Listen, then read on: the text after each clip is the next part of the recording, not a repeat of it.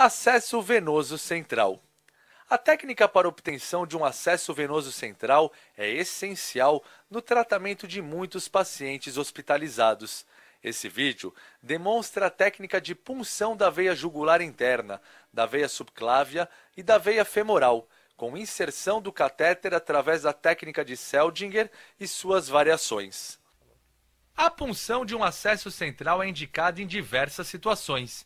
Impossibilidade de punção de veias periféricas, monitorização hemodinâmica, introdução de catéter de marca-passo cardíaco ou Swan-Ganz, administração de soluções hipertônicas, cáusticas ou irritantes, suporte para a infusão rápida de fluidos durante ressuscitação, hemodiálise. As contraindicações do procedimento compreendem: coagulopatias é uma contraindicação relativa, devendo ser avaliado o risco-benefício do procedimento e outras possibilidades de acesso. Deve-se evitar a punção sobre locais com infecção ou lesões de pele. A presença de trombose reconhecida no trajeto do vaso limita o procedimento neste local. Os materiais para o acesso venoso central são gorro, óculos de proteção, máscara, avental de manga longa estéreo e luvas estéreis, campos grandes estéreis, gás estéreo, pinça Kelly estéreo, degermante clorexidina ou PVPI, soro fisiológico, antisséptico tópico, anestésico lidocaína a 2%.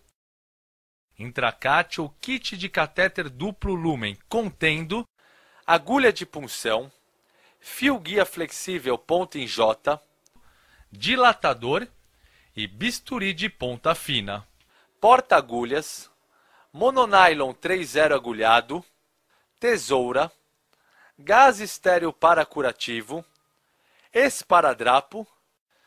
Existem inúmeros tipos de catéteres venosos centrais. A escolha deve ser baseada na indicação do acesso, avaliando as medidas e velocidades de infusão possíveis com cada tipo. Em relação à técnica de introdução, encontram-se dois tipos de catéteres. Primeiro, catéter introduzido através de agulha. Após punção, o catéter é passado por dentro da agulha, que em seguida é retirada, ficando fora do paciente, recoberta por um protetor. Segundo, catéter passado através da técnica de Seldinger. Após punção, um fio guia metálico flexível com ponta em J é introduzido por dentro da agulha. Esta é retirada e o catéter é passado sobre o fio guia, que é então retirado.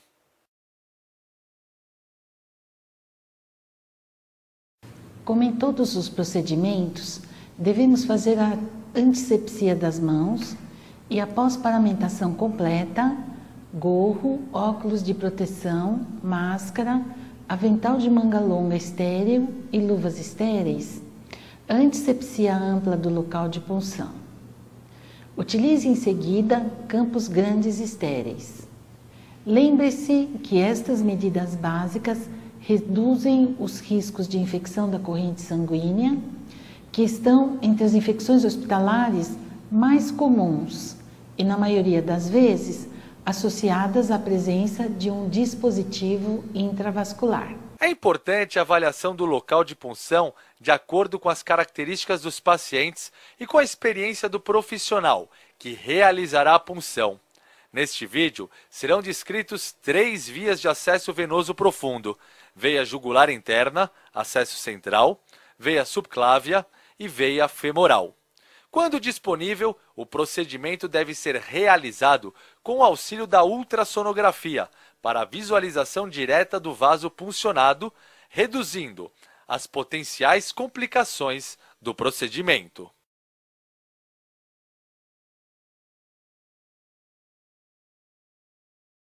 Emerge da base do crânio e corre lateralmente à artéria carótida. Isto é importante para fugirmos desta artéria no momento da punção. A jugular corre em posição medial ao músculo esternocleidomastoideu, na sua parte superior, e em seguida posterior ao triângulo formado por este músculo, juntando-se à veia subclávia, bem acima da terminação medial da clavícula. Posicione-se na cabeceira do leito.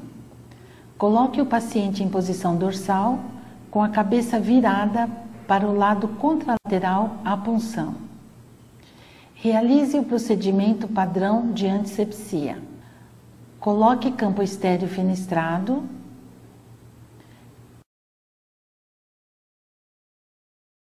Localize, através da palpação, o triângulo formado pelas cabeças external e clavicular do músculo esternocleidomastoideu.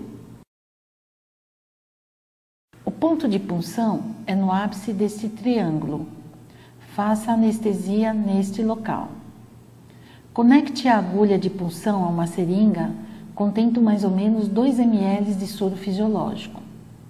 Palpe o pulso carotídeo, introduza a agulha no ápice, em direção ao mamilo ipsilateral, em ângulo de 45 a 60 graus, aspirando-se a seringa, até observar o refluxo do sangue. Localizada a veia, proceda uma das técnicas de introdução de catéter.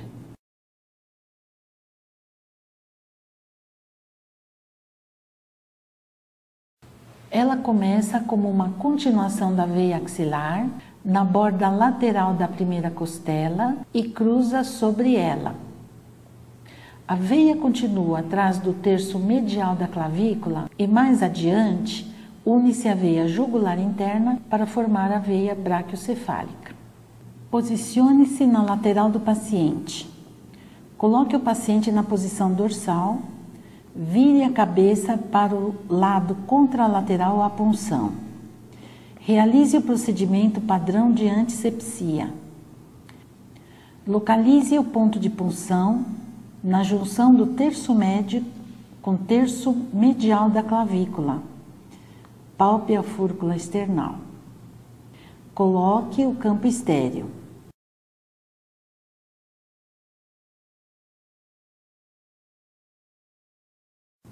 Anestesie o local.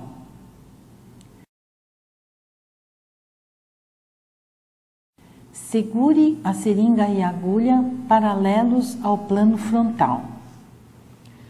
Posicione o bisel da agulha em direção caudal para que no momento da introdução do catéter ou do fio guia por dentro da mesma, isto ocorra em direção à veia braquiocefálica. Introduza a agulha medialmente e em direção à fúrcula external, por baixo da clavícula, aspirando a seringa até ocorrer o refluxo de sangue.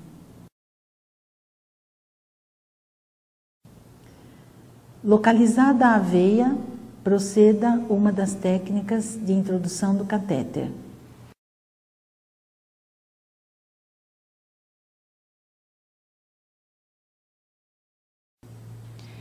A veia femoral se encontra medialmente à artéria femoral e a punção deve ser feita abaixo do ligamento inguinal. Se traçarmos uma linha imaginária entre a espinha ilíaca anterior superior e a sínfise púbica, a artéria femoral corre diretamente através do ponto médio. Medialmente a este ponto está a veia. Se o procedimento é eletivo, realize a tricotomia do local da punção.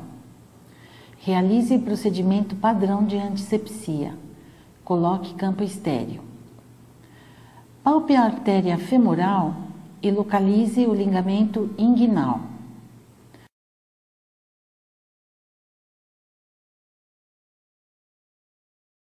No ponto situado a 1 centímetro medialmente ao pulso da artéria femoral e a 1 a 3 centímetros abaixo do ligamento inguinal, faça a anestesia local.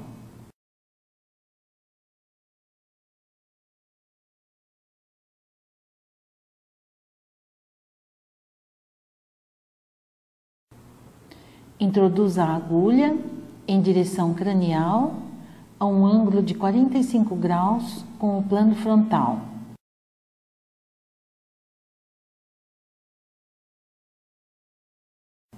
Aspirando a seringa até observar-se o fluxo do sangue.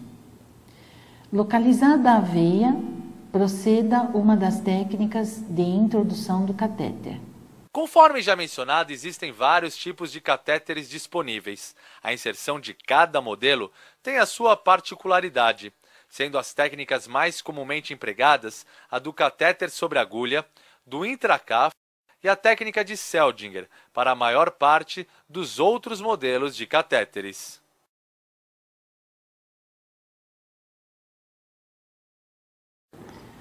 Uma vez localizada a veia, segure firmemente a agulha e retire a seringa. Introduza o catéter.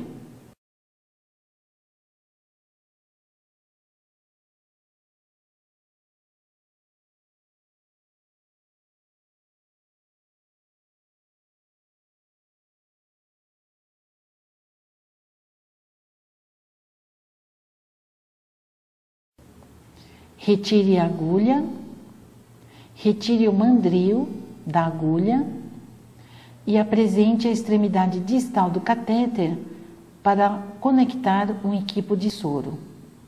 Faça a prova do fluxo e, após, observe o refluxo de sangue, confirmando a inserção do catéter na veia.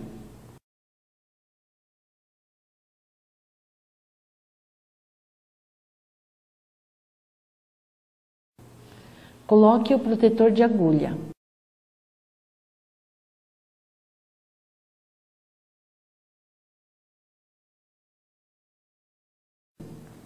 Com o auxílio do mandril, estime a posição da ponta do catéter, que deve ficar na junção da veia cava superior, aproximadamente segundo o espaço intercostal.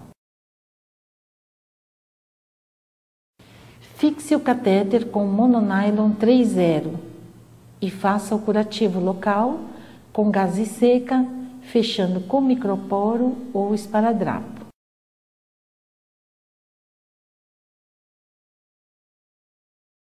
Após a punção, um fio guia metálico flexível com ponta em J é introduzido por dentro da agulha. Se houver qualquer resistência neste momento, o fio guia deve ser retirado e a punção deve ser reavaliada.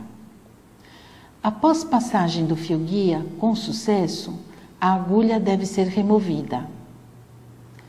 É de extrema importância que a extremidade externa do fio guia esteja durante o tempo todo na sua mão, impedindo que o mesmo seja perdido dentro da circulação do paciente.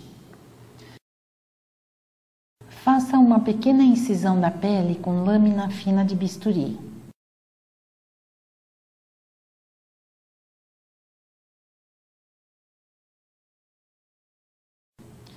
Introduza o dilatador sobre o fio guia e dilate o trajeto do catéter.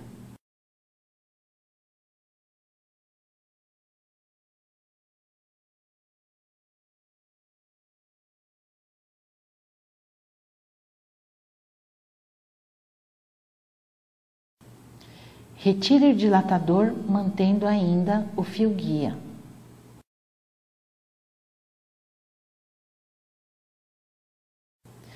Introduza o catéter até a exposição externa deste fio guia.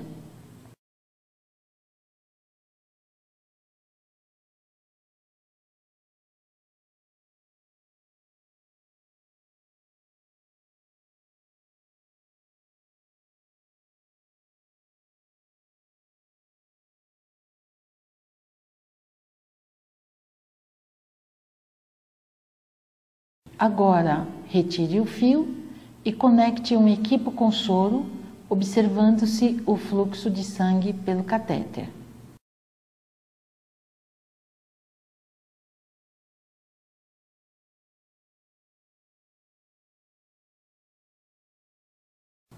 proceda à fixação do mesmo com mononylon 3,0 agulhado, faça o curativo local. Após a passagem do catéter venoso central e durante toda a permanência do mesmo, deve-se manter curativo com gaze seca no local da inserção. É obrigatória a ausculta pulmonar e a realização de raio-x de tórax para a verificação da posição adequada do catéter e excluir possíveis complicações mecânicas.